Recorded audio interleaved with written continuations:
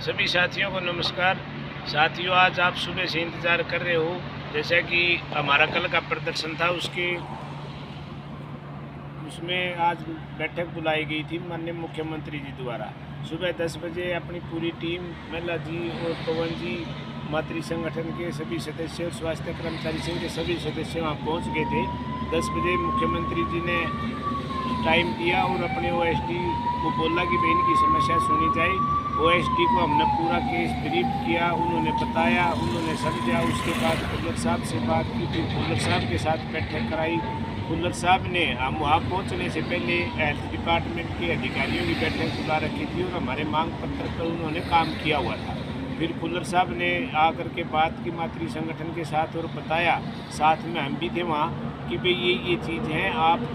आपका जो सेवा नियम है, सेवा नियम के अंदर जो आपके 5 साल वाले और 10 साल वालों के जो बेनिफिट रुके हैं वो बेनिफिट हम दे देंगे, और जो डीए है आपका 24 का रुका हुआ है वो डीए दे देंगे। इसके अलावा उन्होंने फिर कटी हुई सैलरी पर चर्चा हुई, तो क्या कि भाई कटी हुई सैलरी का कोई लेटर जारी किया हो तो लेटर दिखाओ मेरे को। लेटर हमने बताया कि उसका कोई ऐसा जारी नहीं किया गया था, मिशन निदेशक के सत्र पे ही थी जो बात थी।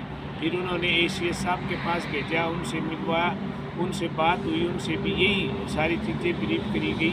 फिर एसीएस साहब ने एमडी साहब को बुलाया, एमडी साहब को बोला कि भाई आप ये देखो इसमें क्या है और इसकी रिपोर्ट करो मेरे को, कटी हुई सैलरी में कहाँ क्या दिक्कत है।